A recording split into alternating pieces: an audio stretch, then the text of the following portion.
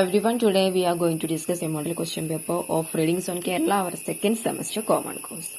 So this is a 80 marks question paper. 2.5 hours ആണ് നമുക്ക് ഇതിൽ തന്നിട്ടുള്ള സമയം.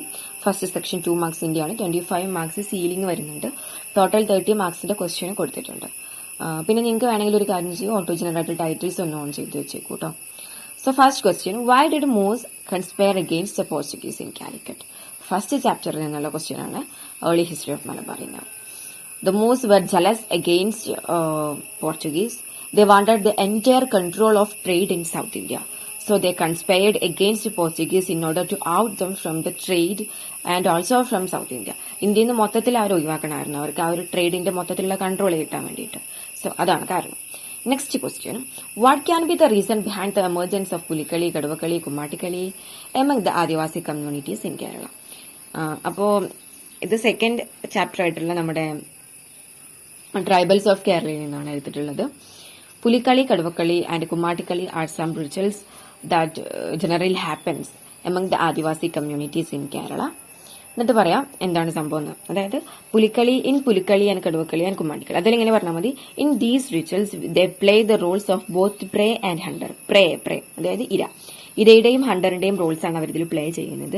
V can see the brave and daring acts of the past hunting based living. അവരുടെ മുമ്പ് ഉണ്ടായിരുന്ന വേട്ടയാടൽ സമൂഹത്തിന്റെ ഓർമ്മകളൊക്കെ ഇതിൽ കാണാൻ പറ്റും. In order to keep that memory alive the play such rituals.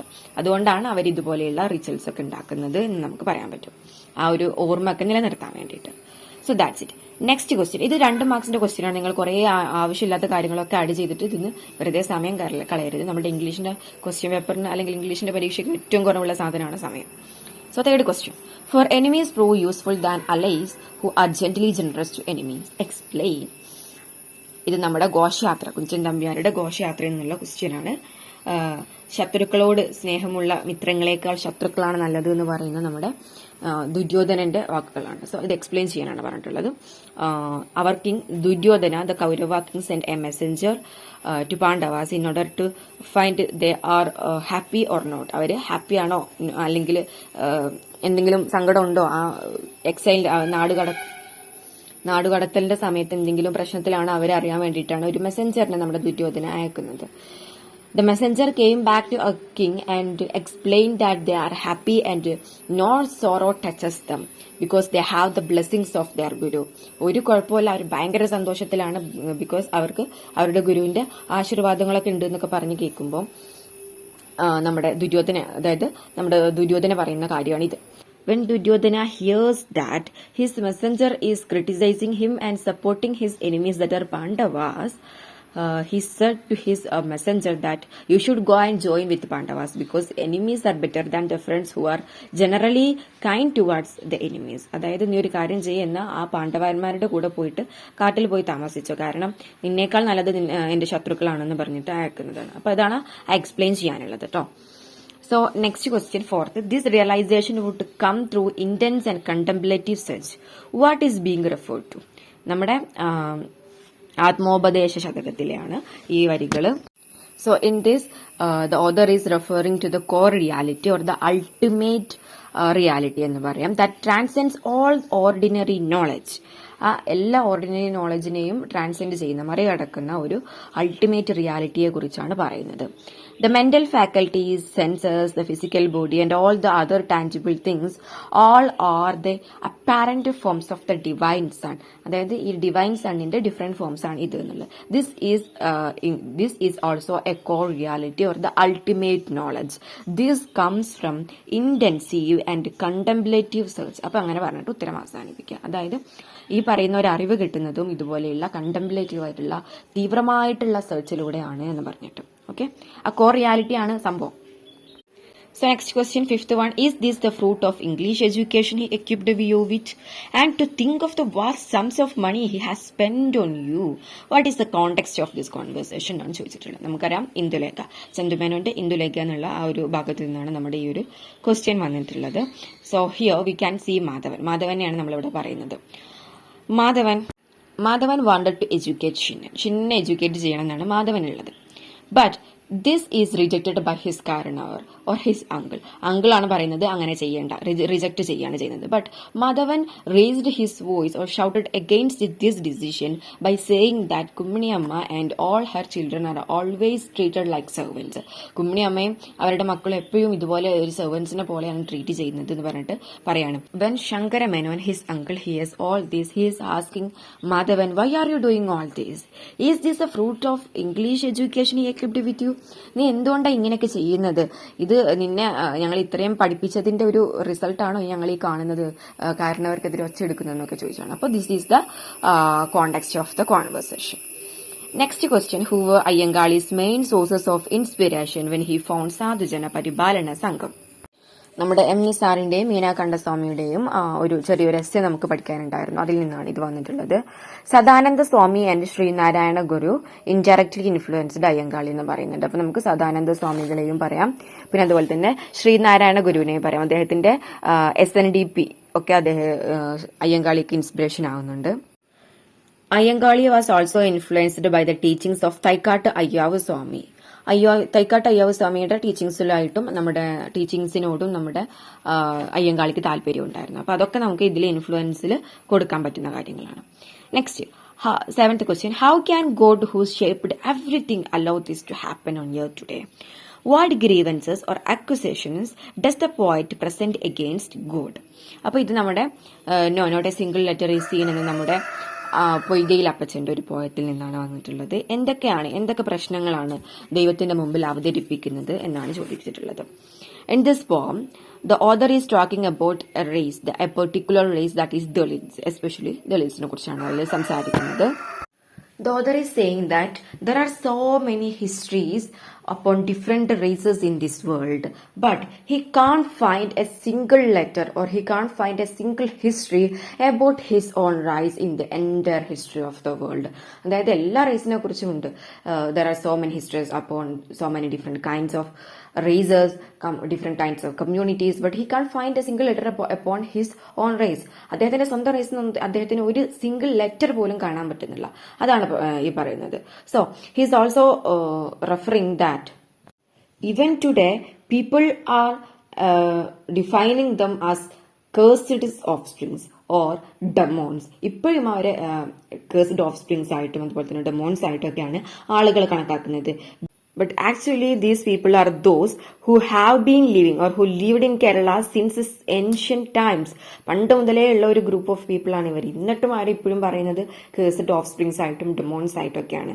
So the author is complaining to God, why or how can God who shaped everything allow this to happen on earth today?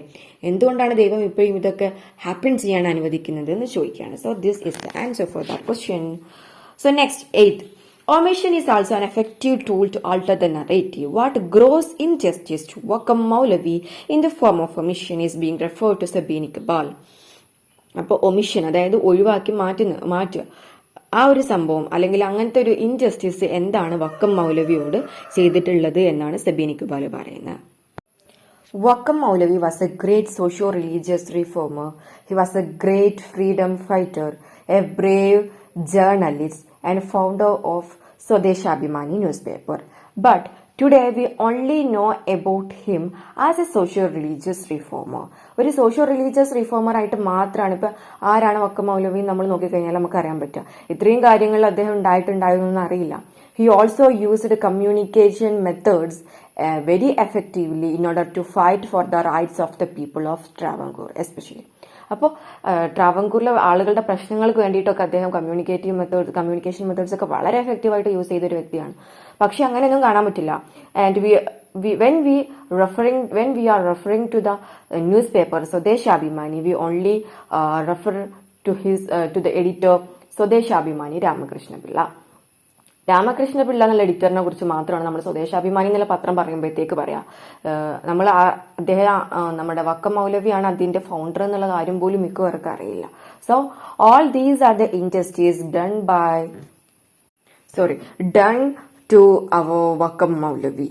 അപ്പൊ ഇതൊക്കെയാണ് നമ്മുടെ വക്കം മൗലവിയോട് ചെയ്തിട്ടുള്ള injustice. അതായത് അദ്ദേഹത്തിന്റെ കാര്യങ്ങളും അദ്ദേഹത്തിന്റെ ഇത്രയും വലിയ വാഗ്ദാനങ്ങളും അദ്ദേഹത്തിന്റെ പ്രവർത്തനങ്ങളും കാര്യങ്ങളെല്ലാം തന്നെ ജസ്റ്റ് ഒരു സോഷ്യോ റിലീജിയസ് റീഫോമർ എന്നുള്ള ഒരു ഇതിലോട്ട് മാറ്റിയിട്ടുണ്ടായിരുന്നു. But he was a great journalist ആയിരുന്നു, ഒരുപാട് ഇതൊക്കെ എഴുതിയിട്ടുണ്ടായിരുന്നല്ലോ.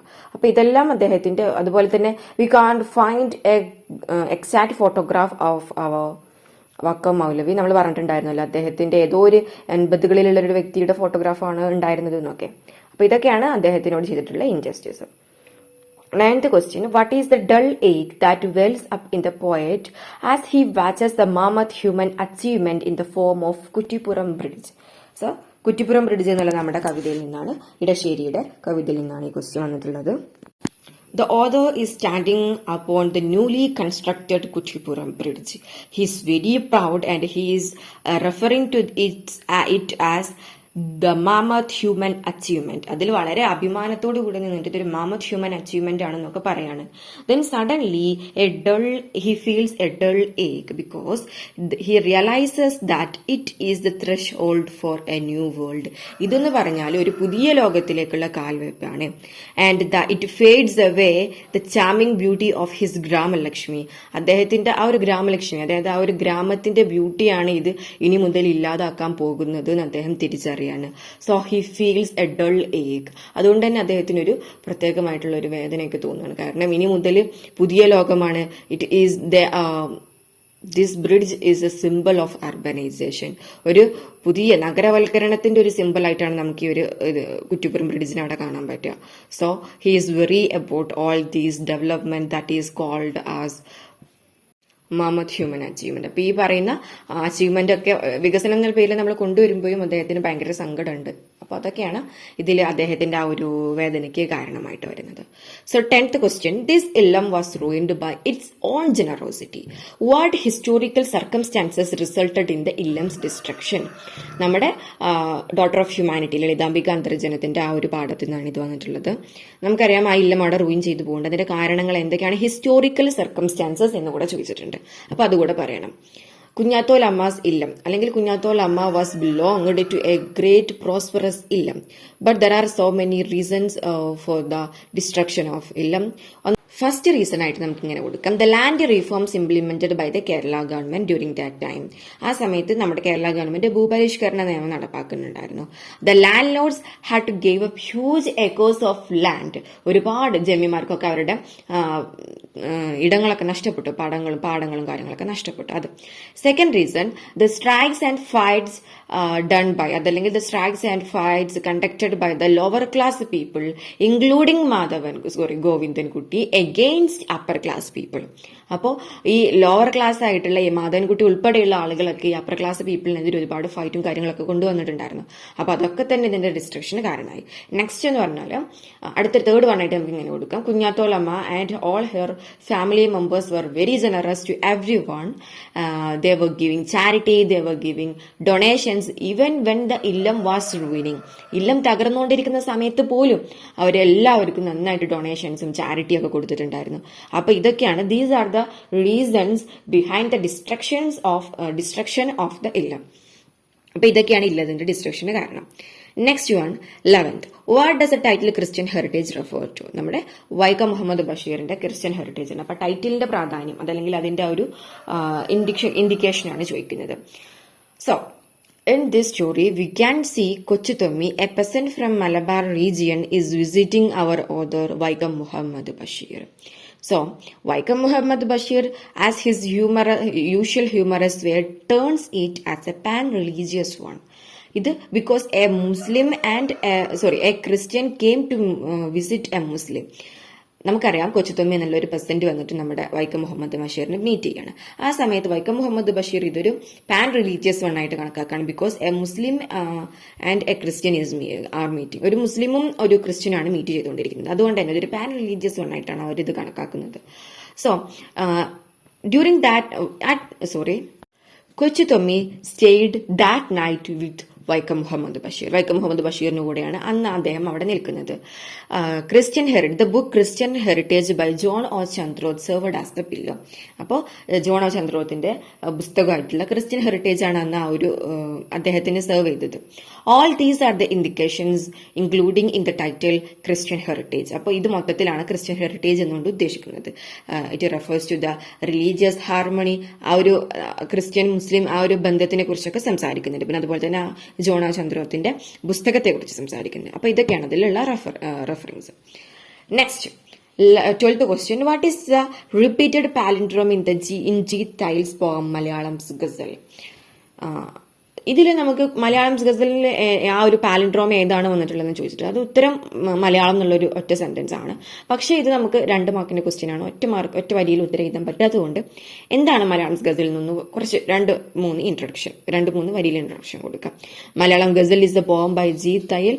പിന്നെ ഞാനിട്ട വീഡിയോയിലാണെങ്കിലും ശരി, ഞാൻ മലയാളം ഗസലിനെ വേറെ രീതിയിലാണ് റെഫർ ചെയ്തിട്ടുള്ളത്, അതിന് എക്സ്പ്ലെയിൻ ചെയ്തിട്ടുള്ളത്, പുസ്തകത്തിലുള്ള പോലെയല്ല. അപ്പൊ നിങ്ങൾ എങ്ങനെയാണോ നിങ്ങൾക്ക് കൺവീനിയന്റ് ആയിട്ടുള്ളത് ആ രൂപത്തിൽ നിങ്ങൾ പറയാം. In this poem, the author explains his love towards his own mother tongue, that is Malayalam. He's talking about the positiveness, the harmony, the prosperity among the Keralities. അപ്പോൾ അതിനെ കുറിച്ചൊക്കെ സംസാരിക്കുന്നുണ്ട്. The poet also talks about palindrome. The palindrome is a word that sounds similar when it read from the right or the left. വലത്തുനിന്നും ഇടത്തുനിന്നും വായിച്ചു കഴിഞ്ഞാൽ ഒരുപോലെ തോന്നുന്ന ഒരു വേർഡിനെയാണ് നമ്മൾ പാലിൻഡ്രോം എന്ന് പറയാം. എന്നുകൂടി പറയാം. എന്നിട്ട് പറയാം, here in this poem G. Tayal is referring to the word palindrome, that is Malayalam എന്നുള്ള ഒരു വേർഡിനോടാണ് അദ്ദേഹം റെഫർ ചെയ്യുന്നത്. So that's the answer. 13th question. What is the myth that Tagai adapted for his novel? Thakazhi Sivasankara Pillai adapt ചെയ്തിട്ടുള്ള ആ ഒരു മിത്തിനെ കുറിച്ചാണ് സംസാരിക്കുന്നത്. ഇതിൽ 2 പാഠത്തിലും ഇതിനെക്കുറിച്ച് പറയുന്നുണ്ട്. നമ്മുടെ MT വാസുദേവൻ നായരുടെ മിത്ത് ആൻഡ് ലിറ്ററേച്ചറിലും പിന്നെ 50 years of മലയാളം സിനിമയിലും ഇതിനെക്കുറിച്ച് പറയുന്നുണ്ട്. എനിവേ, മിത്ത് എന്ന് പറഞ്ഞാൽ ഇങ്ങനെ പറയാം. Thakazhi Sivasankara Pillai is a great writer in Malayalam language. His famous work Chemmeen is based on a myth. ഒരു മിത്തിലാണ് ഇത് ബേസ് ചെയ്തിട്ടുള്ളത്. The myth is this that if the women folk, അതല്ലെങ്കിൽ if the wives of the fishing community, especially in Alappuzha, commit any sin or adultery when their men are in the sea, the Kadalamma punishes them, അല്ലെങ്കിൽ the sea goddess punishes them by taking the lives of their men. അതായത് എന്തെങ്കിലും ഒരു വഞ്ചന അവർ കാണിച്ചു കഴിഞ്ഞാൽ അവരുടെ ഭർത്താക്കന്മാരുടെ ജീവൻ എടുത്തുകൊണ്ട് കടലം അവരെ പണിഷ് ചെയ്യും എന്നുള്ള ഒരു മിത്ത് ബേസ് ചെയ്തിട്ടാണ് നമ്മുടെ ഈ ഒരു നോവൽ ഉള്ളത്. So that's a myth. ഇത് മെയിൻ ആയിട്ട് ആലപ്പുഴയിലെ കമ്മ്യൂണിറ്റിയുടെ ഇടയിലുള്ള ഒരു മിത്താണ്. This myth is generally seen in the this myth is generally seen among the fishing community in Alappuzha. ആലപ്പുഴയിലാണ് അത് മെയിൻ ആയിട്ട് വരുന്നത്. So next 14th question. When did Priya feel that she is the most dispossessed woman on earth? എന്ന് പ്രിയക്ക് എപ്പോഴാണ് feel ചെയ്തത്? അതായത് നമ്മുടെ അഗ്നി, സിത്താരയുടെ അഗ്നി എന്നുള്ള ഒരു ചാപ്റ്റർ, ഒരു സ്റ്റോറി എന്നുള്ള ഇത് വന്നിട്ടുള്ളത്. So Priya was gang raped by 3 persons, Sanjeev, Ravi and a teenage boy. അപ്പോൾ 3 പേര് അവളെ ഗ്യാങ് റേപ്പ് ചെയ്തിട്ടുണ്ടായിരുന്നു. When Ravi's body was moving upon her, she felt that she is the most dispossessed woman on earth, because someone has taken his claim even on her menstrual blood, which hitherto had solely been her own. അതായത് ഇപ്പൊ അവളുടെ menstrual ബ്ലഡിൽ പോലും മറ്റൊരാൾ കൈകടത്തിയിരിക്കുന്നു. That means he lost his sanitary napkin. അവൾക്ക് അവളുടെ ആ ഒരു അവസ്ഥയിലാണെങ്കിൽ പോലും അവളെ വളരെ ക്രൂവലായിട്ടാണ് ഇവർ ട്രീറ്റ് ചെയ്തുകൊണ്ടിരിക്കുന്നത്. അതുകൊണ്ട് തന്നെ ഇപ്പൊ ലോകത്തിൽ ഏറ്റവും ഡിസ്പോസസ്ഡ് വുമൺ ഞാനാണെന്നാണ് പ്രിയക്ക് ഫീൽ ചെയ്തത്. ഇത് ആ സമയത്താണ് കേട്ടോ. Next question 15th one. Tragedy makes human beings selfless and death fearless. Elucidate. അപ്പോൾ ഇത് വന്നിട്ടുള്ളത് നമ്മുടെ pictures drawn on water by സച്ചിദാനന്ദന്റെ പിക്ചേഴ്സ് ഡ്രോൺ ഓൺ വാട്ടറിൽ നിന്നുള്ള 2 വരികളാണ്.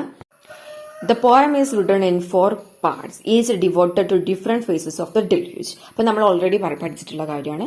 4 പാർട്സിലാണ് ഇത് എഴുതിയിട്ടുള്ളത്. അത് different aspects of the flood കാണിക്കാൻ വേണ്ടിയിട്ടാണ് ഈ 4 പാർട്സും വന്നിട്ടുള്ളത്. The board is a part in which the author talks about a sick mother, pregnant daughter and a son who looks after all that home. ഒരു പ്രഗ്നന്റ് ആയിട്ടുള്ള പെൺകുട്ടി, അവരുടെ വയസ്സായിട്ടുള്ള ഒരു അമ്മ, പിന്നെ ഒരു മോൻ, ഇവരെ കുറിച്ചാണ് പറയുന്നത്. The 3 are quarreling among themselves not to get into the boat but for the other to climb in. അവർ പരസ്പരം അങ്ങോട്ടും ഇങ്ങോട്ടും തർക്കിച്ചുകൊണ്ടിരിക്കുകയാണ്. ഞാൻ ആദ്യം കയറണം എന്ന് പറഞ്ഞിട്ടല്ല, നീ ആദ്യം കയറി എന്ന് പറഞ്ഞിട്ടാണ്. So the author says that tragedy makes human being selfless and death fearless. അപ്പോൾ ഈ ഒരു അവസരത്തിലാണ് നമ്മുടെ ഓഥർ പറയുന്നത് ട്രാജഡി ഹ്യൂമൻ ബീങ്സിനെ നിസ്വാർത്ഥരാക്കുമെന്ന് പറയുന്നത്. ഓക്കെ, സോ നെക്സ്റ്റ് നമ്മുടെ 5 മാർക്സിന്റെയും അതുപോലെ തന്നെ 10 മാർക്സിന്റെയും ക്വസ്റ്റ്യൻ ഡിസ്കസ് ചെയ്യാനുള്ള നമ്മുടെ നെക്സ്റ്റ് പാർട്ടിൽ നോക്കാം.